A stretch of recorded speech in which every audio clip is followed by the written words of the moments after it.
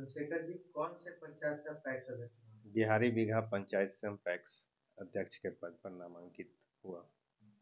क्या आपका जो है चुनाव चिन्ह है? चुनाव चिन्ह मेरा है ब्लैक बोर्ड छाप।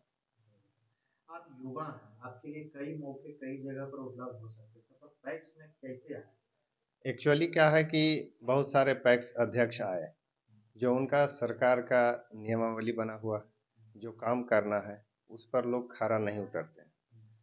तो हम समाज सेवी के रूप में काम करते हैं, लोग मुझे जानते पहचानते हैं। सब लोगों ने बताया कि जो है कि एक बार आप अपना नामांकन कीजिए और ईमानदारी पूर्वक जो पहले से काम नहीं किए हैं उस काम को आप नियमित रूप से करें, और जो है कि किसान का भला हो, आपका भी नाम हो। क्या कुछ आप अलग करना चाहते हैं, क्योंकि नियमावली इस तरह के है कि परेशानियां हर बार उत्पन्न हो जाती है, अध्यक्ष चाहे कोई हो। क्या कुछ नया जोड़ना चाहेंगे? नया यही है कि मान लीजिए कि समय पे जो है उचित दर पे खाद किसान को मिलना चाहिए, बीज मिलना चाहिए सस्ते दर पर, और किसान के द्वारा जो उपज होता है उसको सरकार का न्यूनतम समर्थित मूल्य जो अलॉट होता है उस पर खरीदारी करना चाहिए। लोगों को छिड़काव के लिए जो है मशीन की व्यवस्था नहीं है।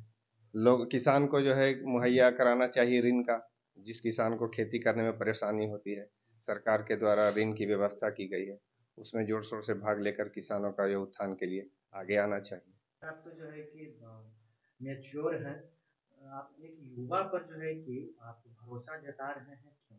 जी, इसलिए युवा पर भरोसा जता रहे हैं कि ना कि मेरा कोई हित है, ना मेरा कोई दुश्मन है। एक कार्यकारिणी के समर्थ में हम हैं। इसका हम देखते हैं कि विचारधारा अलग है। किसी का बच्चा के किसी तरह कुछ हो गया, किसी माता-पिता के किसी तरह कुछ हो गया, खेत में कोई तरह की प्रॉब्लम है, गाड़ी नहीं जा रही है, वो सब समस्या पर ये ध्यान देता है। इसलिए हम लोग सोचे कि नहीं, जो ध्यान देने वाले हैं उस व्यक्ति के साथ जुटें, और यही एक मौका आया 2024 में कि हम लोग जुट गए हैं और सोचे कि अगर सही तरीका से अगर किसानों के साथ किसी भी तरह की कोई समस्या नहीं आवे, इसलिए हम जुटे हैं। हम भी एक किसान हैं। अगर मेरे साथ भी कोई मजबूरी है, अभी 90 रुपये चना का रेट है, ब्लॉक में 45 रुपये रेट है। अगर हमारे पास 5 किलो का अगर ये मुहैया करवा देते हैं जीत जाने के बाद, तो हमें उपलब्ध हुआ और सही से खेत में बीज बुआई भी हुआ और हमको जेब से पैसा कम लगा। नहीं तो कर्जा लेकर के हम पैसा लगाते, उधार लेके किसी से लेते, मोहताज होते, खेत में मेरा सही उपयोग नहीं हो पाता। धान खरीदने की क्या स्थिति है? धान खरीदने की तभी तो धान लोगों किसानों को पीटा जा रहा है। हम लोग उनसे मिल रहे हैं कि जो उचित रेट है 2300 कुछ रुपया उचित रेट सरकार रखा है, तो हम लोग उस रेट को किसान को चाहते हैं कि उस तरह के हो जाए। हम भी किसान हैं। अगर मेरे पास 20 मन धान हुआ, 10 मन धान हुआ, तो उससे मेरा उत्थान हुआ, बेटी का शादी करने में सुविधा होगा, घर परिवार में किसी तरह कोई समस्या हुआ उसमें समाधान हुआ। तो हमारे पास अगर रेट मिलेगी तब तो हम समाधान करेंगे।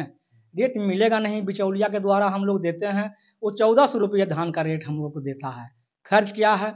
जो तो सब किसान हैं, आप भी किसान से ही जुड़े हुए हैं, परिवार से हैं, आपको भी पता होगा कि किसान का क्या कष्ट है। सवेरे खेत में जाते हैं और शाम में आते हैं भूखे प्यासे, और होता क्या है, परिणाम यही मिलता है। अब अनाज होने के बाद उसका उचित रेट नहीं हम लोग को मिल पाता है।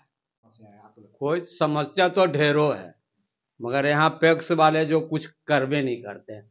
हम लोग धान जो उपजाते हैं तो किसान को वहाँ पैक्स में नहीं देते हैं, कारण कि वो 2-3 आदमी के ले लिए हैं, अब पैसा लेगी चप्पल खियाते हैं। अब बोलिए हम डर से हम लोग धान नहीं दे, हम 100 मन धान उपजाते हैं, डर से नहीं देते हैं। हम लोग तेली को दे देते हैं, जो कि धान खरीदता है उसी को देते हैं। क्या रेट मिलता है वहाँ? दे रेट क्यों, तो तेली जो मनमानता रेट मांगेगा वही नहीं देंगे, फिर आखिर देंगे किसको?